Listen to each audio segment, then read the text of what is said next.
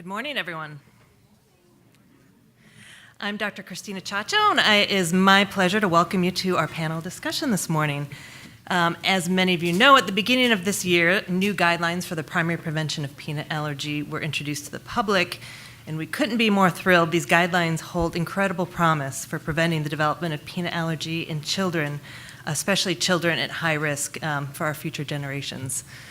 With this announcement and with the introduction of these guidelines, I have never seen such a sense of excitement in our clinic. From other physicians, from parents to moving forward, they really feel a sense of hope that they can protect their children from this life-threatening medical condition. But at the same time, I've had many parents who have regretted following the advice that their doctors had given them in the past and have the sense that they have done something wrong. So before I begin, I want to reassure everyone that no one should feel guilty about anything that's happened in the past or may have done something now. One thing we know is that children develop peanut allergy regardless of when they first eat peanut. We'll see very young infants, even since these guidelines have been introduced, where the skin test is convincingly positive from the get-go. We don't think there would ever have been an opportunity. These guidelines are promising. They're not a guarantee. So I think we have lots of potential, but we also need to be careful not to internalize something that shouldn't be there either. So with that, with me today is an esteemed panel that helped to craft the new peanut guidelines, and they are here to answer questions that you may have. Each of you has a note card and a pen. If you have a question for the panelists, please write it down, and you can specify which panelists you would like to direct it to if there's someone specific you'd like to answer the question. We have volunteers in the room going about, I think in the back here, who will come and collect your card. I can't promise that we're going to get to every question, but we're going to do our best. We have a full hour today, and this will be recorded, so I think we can listen to it again in the future. So with that, I'd like to introduce our panelists, Dr. Amal Assad, Dr. Ruchi Gupta, and Maria Asabal. There's a more formal introduction on your chairs for everybody. And with that, I would like to open our panel discussion.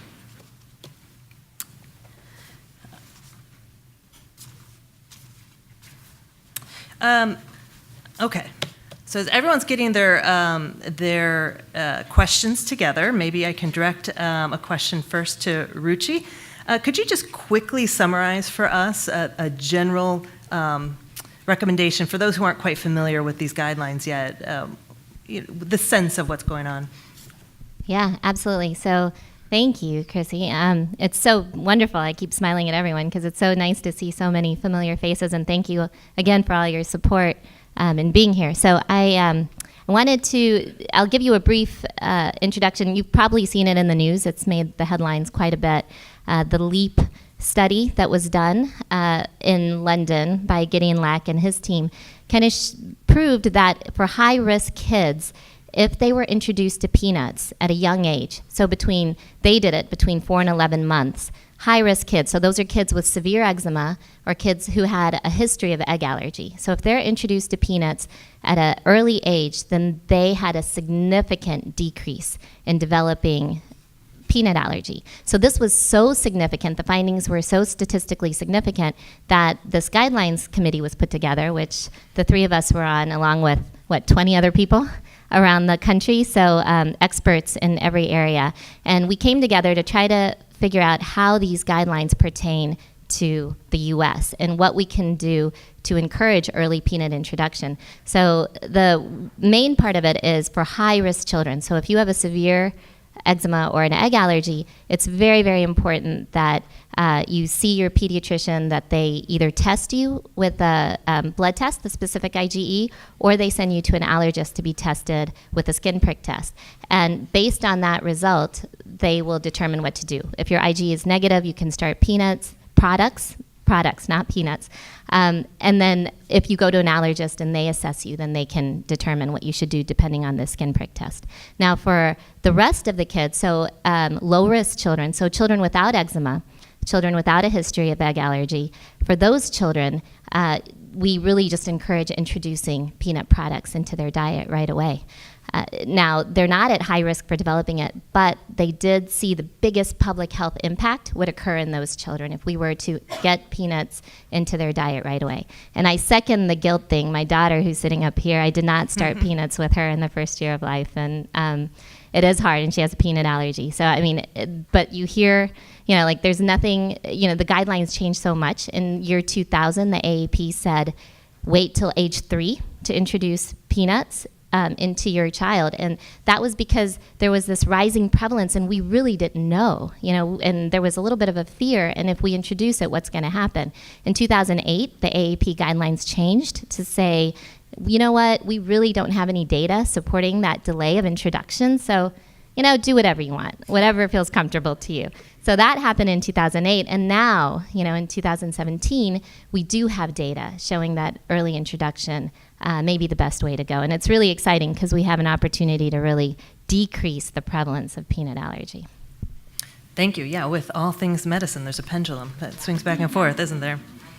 Wonderful. So, Maria, would you just give us some thoughts on what is really exciting about this opportunity to you? So for me, and I'll second or third the perspective of the parent who delayed introduction, right? And who now really am so hopefully looking to the treatments that are in the pipeline, which I'm sure maybe towards the end of this presentation we'll talk about. The incredible impact of this is that literally by 80%, the risk in developing peanut allergy was reduced in a high-risk group. So this is the group most likely to develop peanut allergy, and they were able to see an 80% reduction. So given the place we're at right now, which is that we do not have a definitive treatment for food allergy, the fact that we now know something to be able to do on the preventative end is, on a public health impact, is really pretty incredible.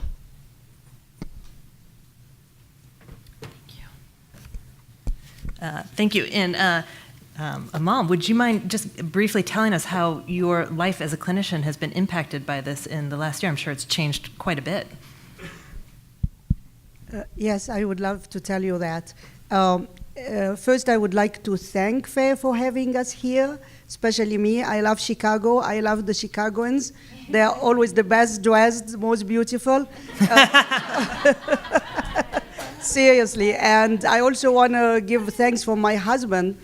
Today is our 38th wedding anniversary, but he always likes a day extra. Because he forgets, so he gets a day extra to get the gift. So it was very interesting putting these guidelines together because we thought of all kinds of intended and unintended consequences. But all the panel didn't really get all the intended and unintended consequences correctly. And this is what we're seeing now. So some of the intended consequences was to get the notion across, as Uchi said and Maria said, to get the notion across that feeding infants who are at risk, so identifying the risk of allergy is number one, which these studies have demonstrated to us. Eczema and egg allergy seem to be the most common risk. So identifying risk, feeding those infants early on peanuts, but not only that, but consistently and in enough amounts. I think these are the things that got a little lost on in the publicity, that it's not just you're going to give them peanut one time or something that has peanuts in it one time. It's really the consistent feeding over time, and it's not a small amount, it's a larger amount. So it gave us a better understanding of how the immune system functions and how it is able to veer towards allergy or veer away from allergy. So that's one thing we have seen, that people have understood that maybe early feeding could work. The unintended consequence has been that some got the the message not totally correctly, thinking that now everyone who has a peanut allergy or any other food allergy, hey, the LEAP study showed that feeding them this food prevents the allergy, so maybe it's also a treatment. And therefore, some physicians told their patients who the baby has a milk allergy, oh, that's okay, you can just now go home, give them milk, this is not what we wanted. So I guess now part of our education has to be that this is a preventive measure for those who we know don't have peanut allergy.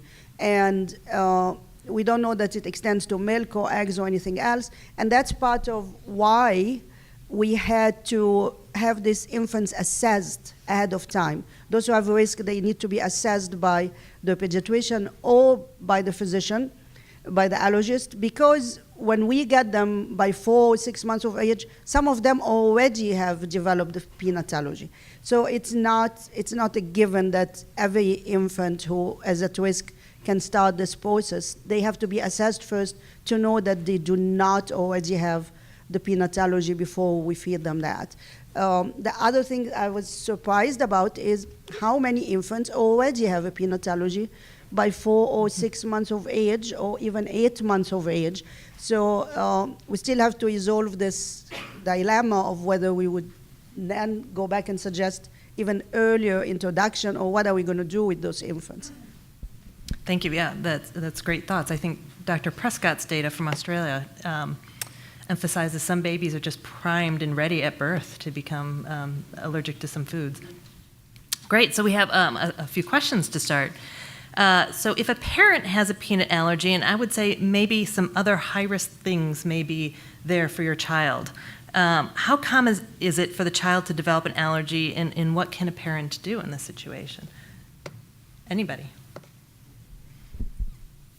So this is actually, I feel like it's a little bit of a shortcoming because we didn't address this, and this is a big question for families because high risk is severe eczema or egg allergy, because those are the things that were assessed in the LEAP study. So we get asked about family history, and also the other one we get asked about a lot is sibling history. So if you have an older child with a food allergy, does that put you at high risk? Should you get tested, or should you introduce peanut products into your younger child?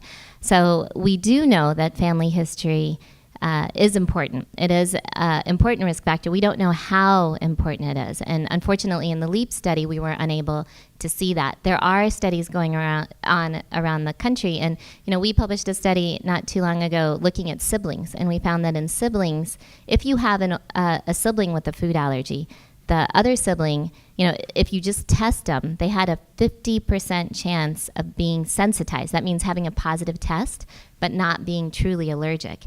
And what happens is we don't know if you test them and they're sensitized and then you don't feed them the food, does that prime them to then develop the food allergy? These are all questions. This is what we need more research in this field for, because there are a lot of questions that we don't have answers to. Now, in the siblings, about 13% of them did have a true food allergy. So that is higher than the 8% we see in the general population. So it is a risk factor, but we also want to be very careful because those may be kids or infants that we could potentially, they may be sensitized to a small amount, because we found that in the LEAP study, they found that the sensitization, so say your skin prick test, it grew as you got older. So if you catch them young, there may be a potential to prevent peanut allergy in those children too. But that's an excellent question. That's something we really need to do more work in. So, may I add something? Please. So what I do in my practice is actually always get back to the parents and ask them, what are you comfortable with? And then I don't really ask the baby because they're not going to answer, but I check the new baby too, because if the new baby does not have eczema, may or may not have been fed eggs yet, because most people don't really feed eggs to their babies until they are much older than the 4 months where we want to intervene with the peanuts. But if the baby doesn't have any eczema, if the parents are comfortable, the question to them is, do you want your child tested, or do you want to try introducing the peanut protein now? And if they're comfortable without testing, then I go ahead and try to give the feeding in the office, so that makes them much more comfortable.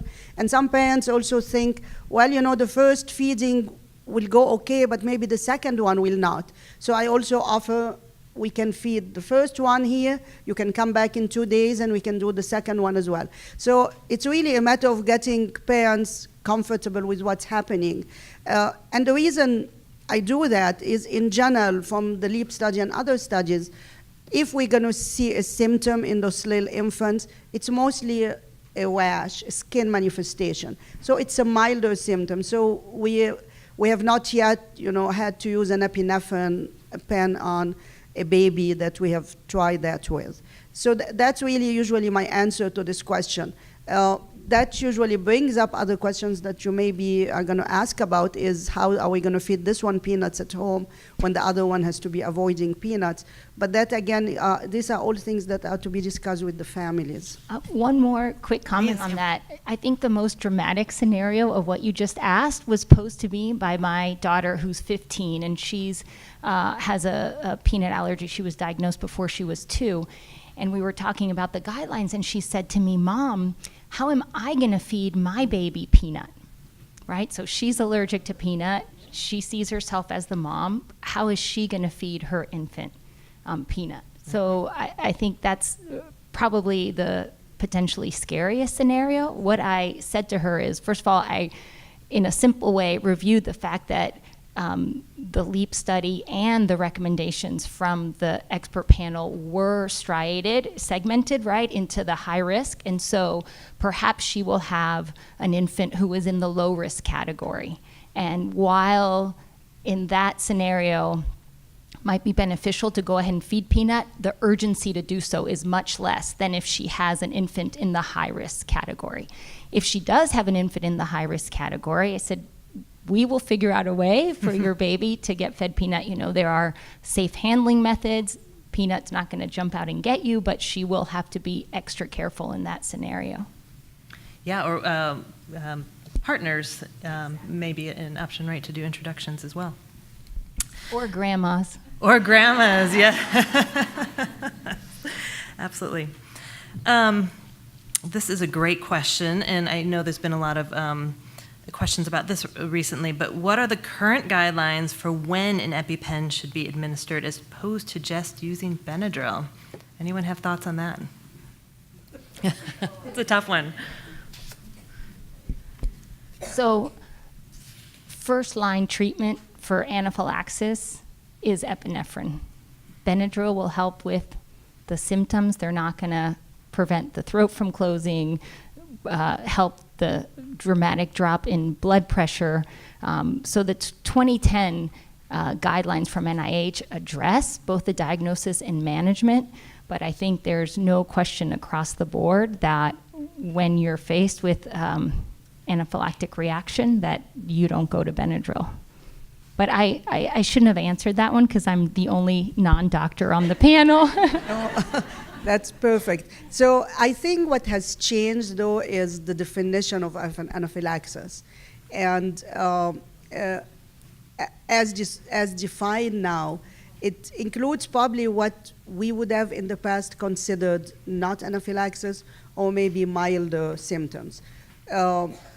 It still remains true that we would like, if you decide this is anaphylaxis, and really usually the decision is the parents' decision again, because they're the ones at home with the child or somewhere with the child or with another adult who is experiencing the symptoms. So the definition of anaphylaxis has always been, you know it when you see it, but for now we really consider anything that you would think is life-threatening, meaning is it gonna make a person have an adverse outcome of life-threatening or even loss of life. So is it something that's affecting the airway? The tongue is swollen and the lips are swollen and they're very congested, they're sneezing their head off, but you can feel the congestion, they can't breathe anymore.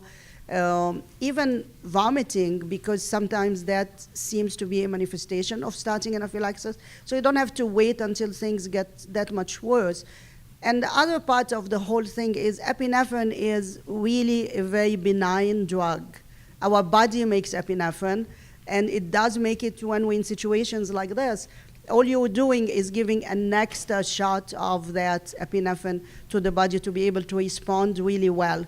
And the third part of it is, now that I give the epinephrine, I have to go to the emergency room. It's not, you're not going to the emergency room because you gave the epinephrine, because the epinephrine is dangerous. You're really going to the emergency room for that patient to be watched in case you haven't completely treated the anaphylaxis, or in case they're going to have more symptoms. So I hope that has answered some of the question. Great, and I actually have a follow-up question to that someone was recently told that Benadryl should not be used because of the heart issues that are potentially related to it. So is Zyrtec currently being recommended instead of Benadryl? Is one better than the other?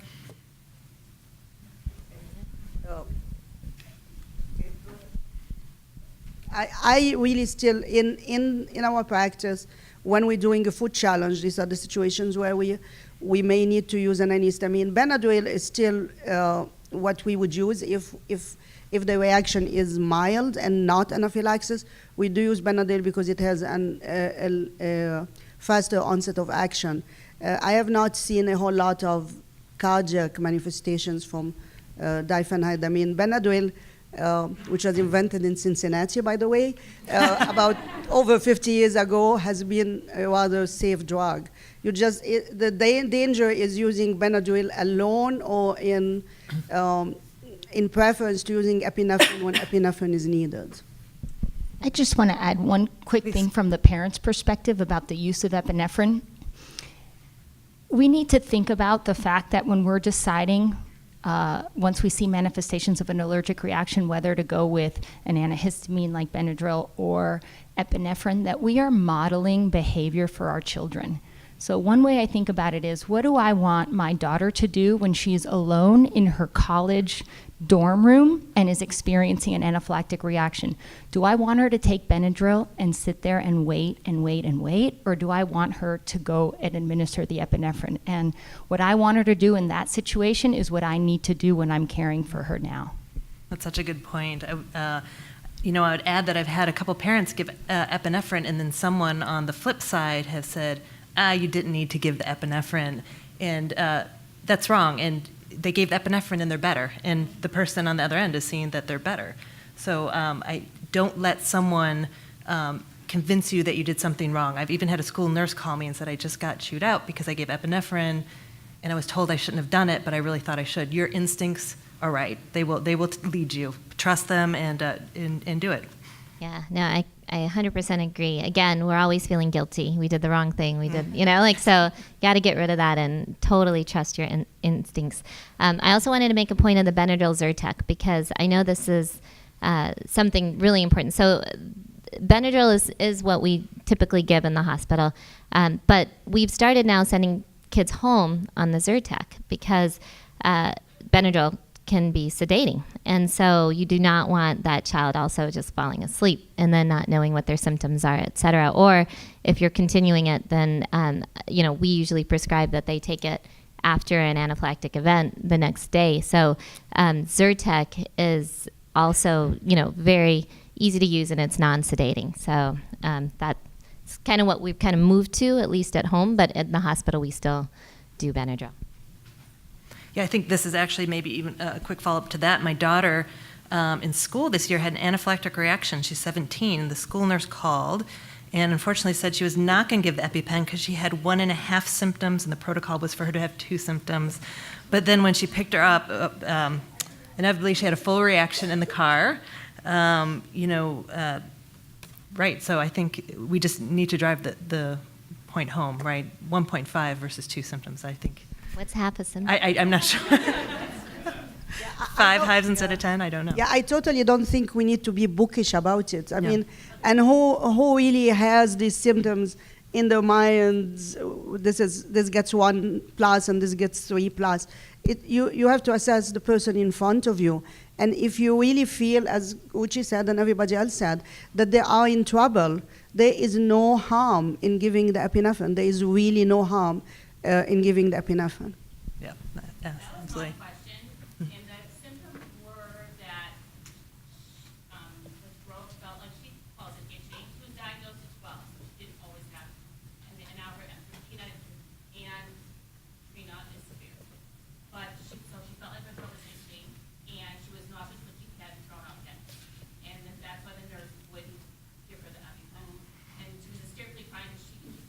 Oh. no feels. But the nurse would let her, she cooked me school, so then I went and peeked her up, and as soon as she got in my car, she started throwing up, and at that point, we were in the emergency room for hours because she couldn't even speak. Oh, wow. But, so that's why I was just wondering what the school protocol is supposed to be. You know, like, if you can't control it if you're not there.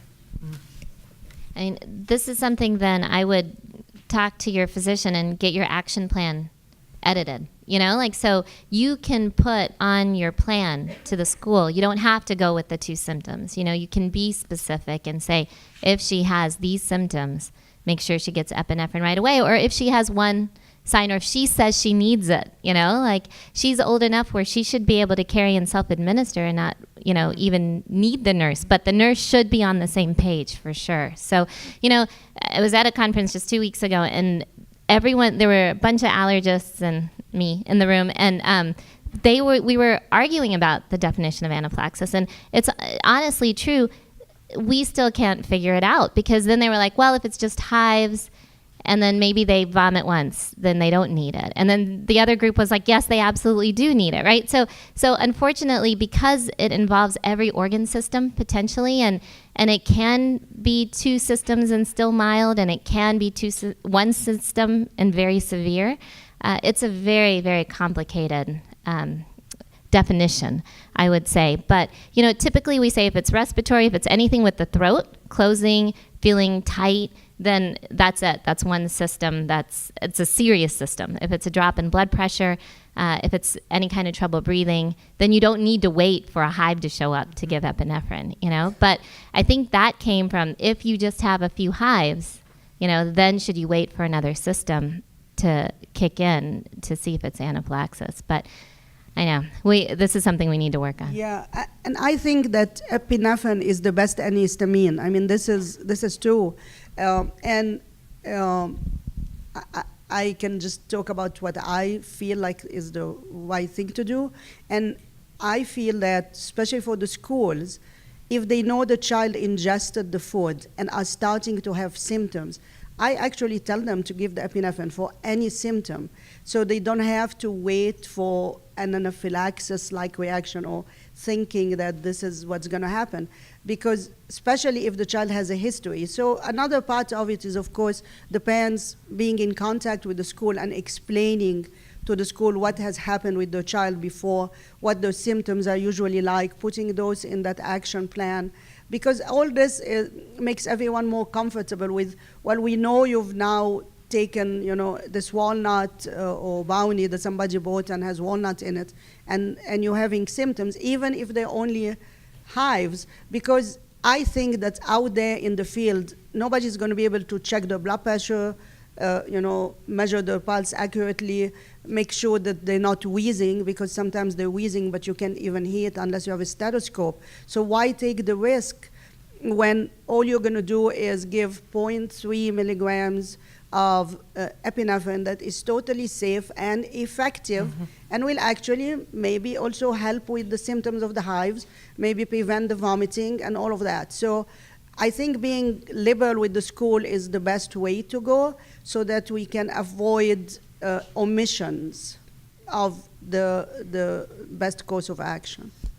Just want to add 2 quick things to that. It's so important to go over your own personal food allergy action plan with the school nurse. So for my daughter, she has the 3 risk symptoms that are most associated with a fatal reaction. So she has a peanut allergy, she has asthma, and she has a history of serious anaphylaxis. So on our food allergy action plan, it said, if there is a reasonably certain suspicion that she had ingested peanut, even if she had no symptoms, the advice was to administer epinephrine, because she has those 3 very severe risk factors. So in that instance, it's just really important to make sure that the school nurse or the health technician is on board with your own personal plan that's filled out and signed by your physician. The other point related to all this that I wanted to mention, I was not on the original expert panel that came out with the 2010 Management and Diagnosis of Food Allergy Guidelines, but it is my understanding that by far the most controversial topic discussed was how the heck do we define anaphylaxis? And it was very hard to come up with even the consensus definition that they arrived at then. And as Ruchi just explained to me, it's still going on, this controversy of how is it that we exactly define it. I was on that guy on the 2010, and yes, we had lots of discussion, but we had the gurus of anaphylaxis. Dr. Estelle Simon from Canada was on that panel, and she absolutely said, and this is what ended up being in the guidelines, everything else is an adjunct therapy.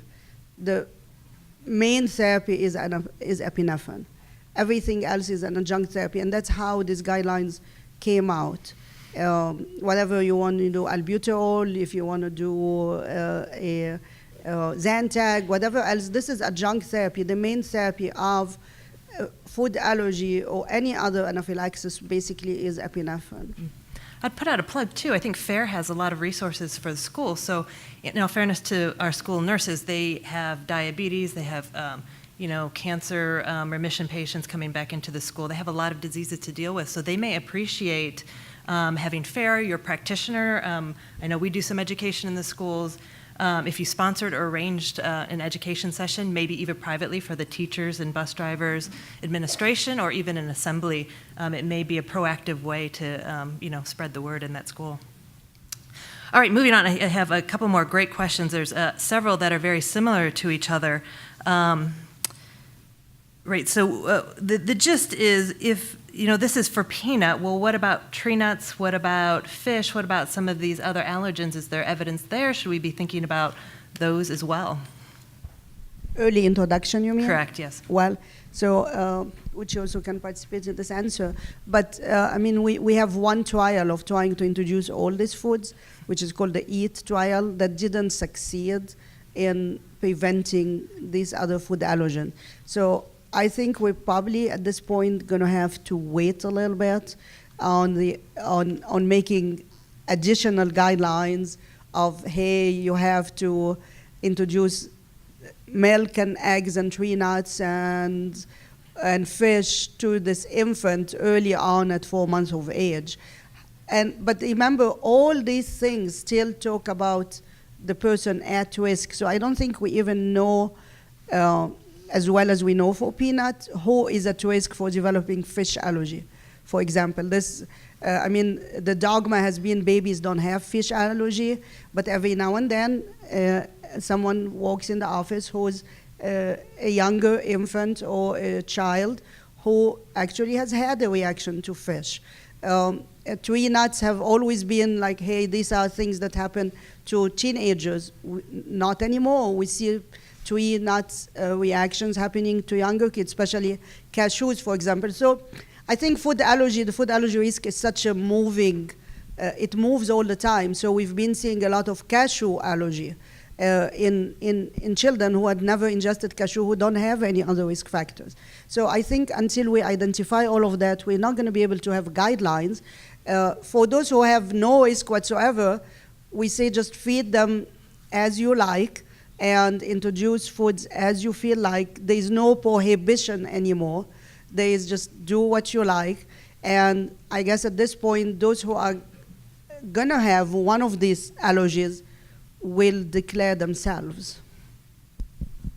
Yeah, no, I agree. The only other studies that have been done extensively have been in egg. And so baked egg seems to be potentially preventative. And the EAT study, as Amal mentioned, was a very difficult study to do because it was hard to get all the foods. Most of them were not compliant with trying to eat so many foods in their diet on a regular basis at such a young age.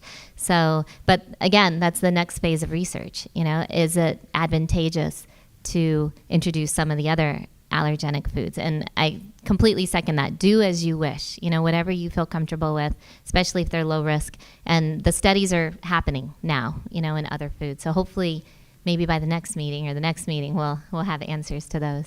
The other thing to remember about this is because this is a prevention study and what we need for these other foods are further prevention studies, these are some of the hardest studies, one, to fund, and two, to do because they require observation over many, many years. So I remember being at FAN, one of FAIR's legacy organizations, and signing our checks that were going to contribute for the funding of the LEAP study.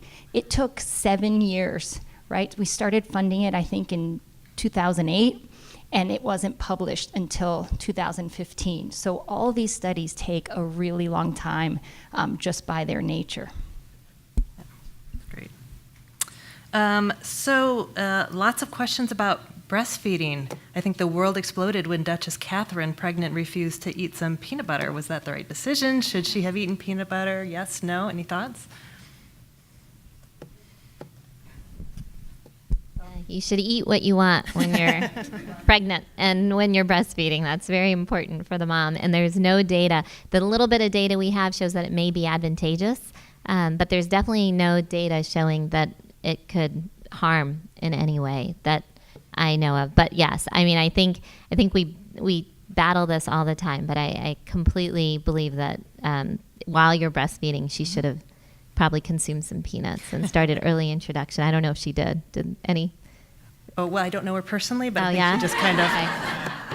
Okay. So the basis behind this, and I totally agree with Uchi, is that actually very little of the food that the mother eats gets into the breast milk, and very little of it does. And also, not every food for every mother gets into the breast milk. There's a lot of discrepancy between if a mother secretes egg in her breast milk versus secretes peanuts in her breast milk. And the question really is this small amount? And if it does get out in the breast milk, it's going to be in extremely small amounts.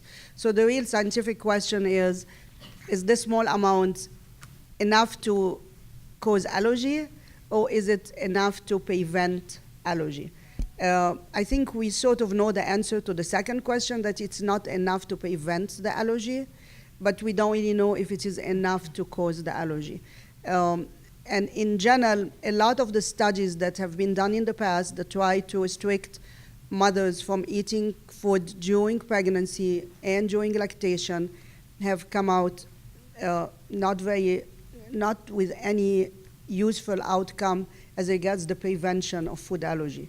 So our stand remains, pregnant mother and lactating mother should just have a normal diet, unless they themselves have a food allergy. Of course, they don't have to force themselves to eat that food allergen. But I have a follow-up question.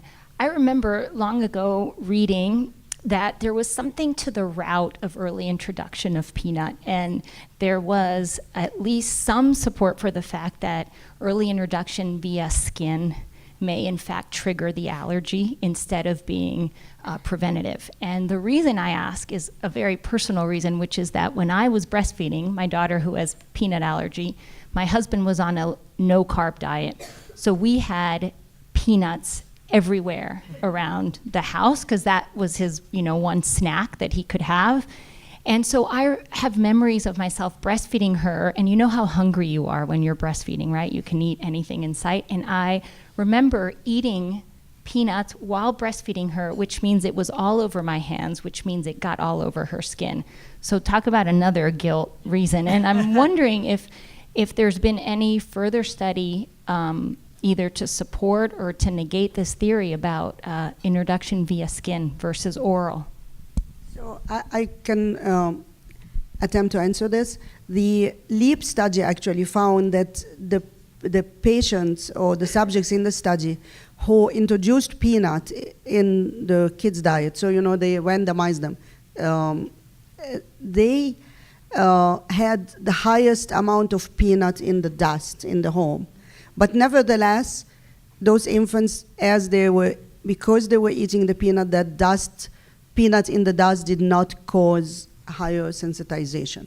This remains the theory behind sensitization, that it is through the skin. However, we also know that if you get cord blood, like babies, the skin hasn't been exposed to anything, and you look in the cord blood, you're going to find allergy antibodies to egg, for example.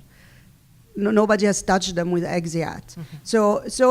So the the onset of food allergy is really complex. And again, I don't think you have caused that sensitization in your child. I really sincerely do not think so. Yeah, I would say too, we've looked at some house dust samples and homes that strictly had no peanut in them for years and homes that actively had peanut in them. There was no difference in the dust levels of peanut actually in the dust. I think a lot of this comes in our shoes, and a lot of it's beyond our control for sure. But that is like Gideon Lack, the LEAP study author, that is his theory, but it's broken skin. So that's where the severe eczema comes in. Severe eczema. Yeah. I did the same with my daughter, so don't. Yeah, so it's the idea of the pathway, the immune mechanism pathway from Th1 to Th2 changing. But again, like they both said, it's, theories. So I love this question, and I'm very anxious to hear answers. I have a strong opinion about this one. But from what we found through the LEAP trial, should we now be thinking that we should start oral immunotherapy or the patch at a really young age? Can we think the immune system's more pliable? Can we change it if we start earlier in some of these things? So there is a move to actually do that, but as you know, science has to be very methodical and also do no harm.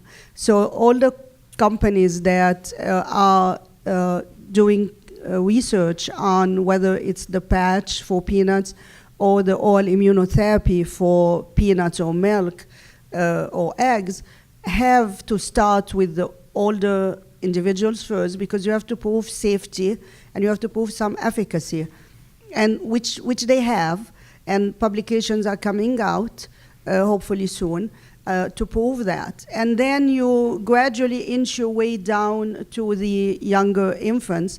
There has been some non-companies sponsored studies that have been published on the desensitization in younger individuals, and that works well.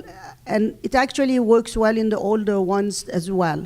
So I think the answer is, I think it will be coming, and we will start early.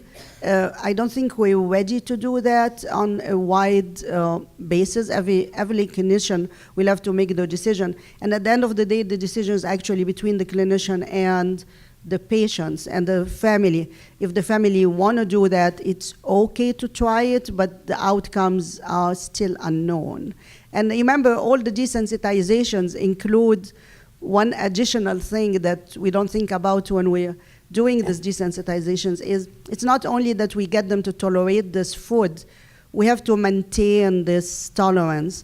So that's almost like a lifetime commitment for the time being, we think it is, to continuing to take a peanut a day at least or something like that. So we still have to figure out what's the lifetime commitment to maintain this tolerance that we would achieve through the tedious process of oral immunotherapy. It is not easy, and when you do it on a clinical basis or on a research basis, the families take a lot on, because they're the ones administering this dose of peanut to the peanut allergic infant or child, 4-year-old or school age, at home, and watching them for an hour for symptoms. I mean, it's a lot to do.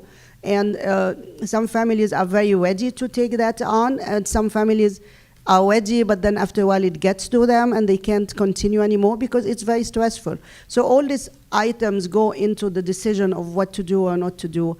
But I mean, I think we're getting proof of concepts, and eventually we'll get to possibly younger and younger ages for treatment. Yeah, but again, oral immunotherapy and the patch, they're treatments for kids who have a food allergy or a known peanut allergy. Right now, they're both for peanut. So when you talk about prevention, yeah, you could use some of those methods. You could potentially use a patch, but you can also take 2 teaspoons of peanut butter, mix it up with some water, make it liquid, and feed it to your child. So the idea of using one of those systems versus just feeding it to a child is also so much simpler. So I don't know if it's ever going to get there, but it's a potential. But these kids haven't developed a food allergy, so just keeping it in their diet. So what we're saying is the 2 teaspoons at least 3 times a week. And the only reason we say that is that's what LEAP did. And they made sure they had at least that much in their diet every week to maintain this decreased prevalence. So when I look in my crystal ball 10 years from now, I think we are going to do early prevention strategies, and if they fail, I think we're going to go to desensitization right away. But that's just my opinion. We'll see what happens. I'm excited for the trials to start. I've got a really easy question and a very exciting one. In the past few years, there have been recalls on the AviQ, which made it unavailable. Any idea when it will be available again? It's here. We're so excited. We have lots of options now. We have 2 different generics. We have the EpiPen, of course, and we have the AviQ. So access to epinephrine is better than it has been in years. I couldn't be more pleased with that state right now. I mean, for AviQ, though, right now, I think it's only mail order. So you can't get it in your pharmacy. So if you go on their website, they have directions for how to order it. So you can use your insurance, but it's only done through the mail currently. So it gets delivered at your door. You can get it from your pharmacy, but if you do it through the mail, you have the advantage that they will deal with your insurance for you. And if your insurance won't pay 100%, they will pick up the rest to make up the 100%. So it's a very generous offer right now. If you have some sort of state issued, I think Medicare, TRICARE, Medicaid, they can't do it. It's by law, they can't do it. But otherwise, to go through the mail order, you get the benefit that they kind of will pitch in a little extra money if you're not fully covered. Okay. I mean, I've heard stories of a lot of pharmacies, just especially CVS, because they have their generic, replacing it with their own. So just be careful. Know what you want and make sure you get the type of epinephrine auto-injector now that you have a choice. Yeah, absolutely, absolutely. All right, let's see what we have here. Okay, I have the best final question, but I think we can get a couple more in. Has there been any studies in the relation of the correlation of babies born via C-section versus natural birth in the instance of food allergy? There's a Hyde Park answer to this that I'll give you all, but I would love to see. Once you get to the south side of Chicago, there's only one answer to this. But please. Which is, so right, we're the microbiome. We are, it's probably not the cause. There's many, many influences of the gut microbiome, but we are very interested in making sure we have a healthy gut microbiome from the get-go. So I think that's your answer, right? It's all kind of, there's so many factors that go into this. And C-section, like what part is it? Is it the bacteria, right? That you get the microbiome that the infant gets by going through the birth canal. And so similar to the whole idea of that bacteria and what do you need and how much does it add to the potential prevention of food allergy. So a lot of those things are being looked at. Antibiotics, the first year of life, same idea, kills off the microbiome potentially in your gut.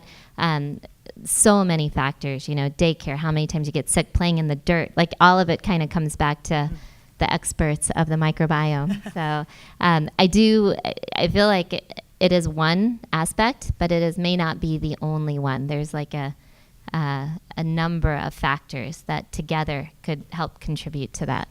Right. We don't know what the right microbiome is, and this may be a multi-generational thing. So baby born via the birth canal will get mom's microbiome, but we don't know that mom's microbiome is the right microbiome. We don't know that grandmothers were either. So, this is in the works. What I want to add is a C-section is done for the best interest of the mother and the child.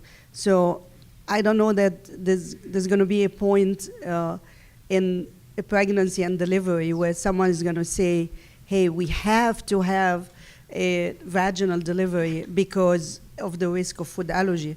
That is just not going to happen. So you have to always work with what's best for the mother and the child. Absolutely. But maybe we'll have strategies to introduce bacteria in different ways or something in 10 years in my crystal ball. We'll see. Yes. Like wiping vaginal secretions on the baby. Yes. Which, yeah. It's happening, and I don't know. Yes. We'll see. Yes. Okay, so I first have a huge thank you to whoever submitted this question. This is the best question ever. There's only one answer to this panel, all right? I want the same answer from everybody. Given the new standards and the likely result of fewer Americans developing peanut allergy, Does this make it urgent to fund studies for food allergy now, because it will be harder to fundraise in the future if fewer people have food allergy? And I think that's why we're all here today, to raise money to study peanut allergy. I think that's a great question. It's very important to keep things in perspective. We are only trying to prevent, but prevention doesn't mean we have cured all those out there who are in large numbers. And so it is extremely important to keep the eye on the ball or on the peanut or on the tree nut and make sure that we work towards cure of those who have them. And every time I've been in a place where parents were asked, what do you really want? And the answer has always been, we want a cure. And so we have to work towards that. So we have to continue to fundraise for that issue.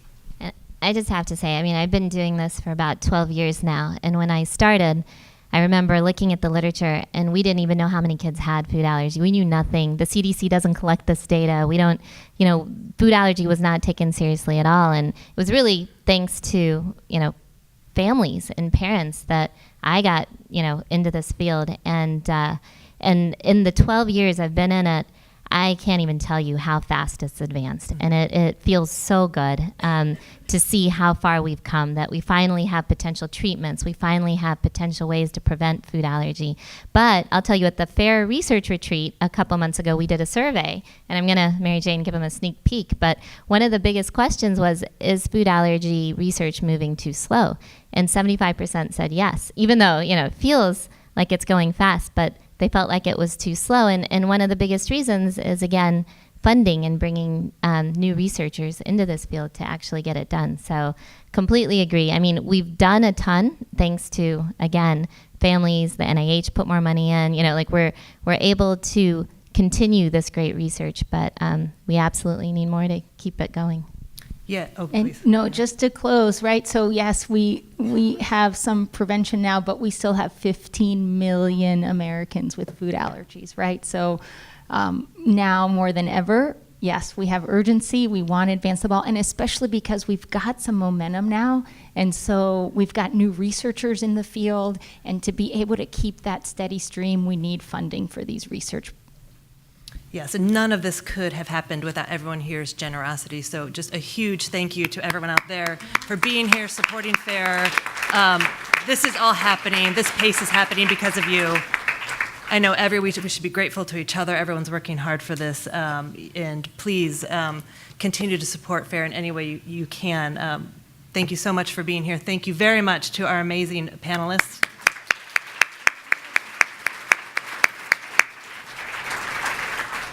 And I think they will be around for the next hour to mingle and answer questions. Thank you very much.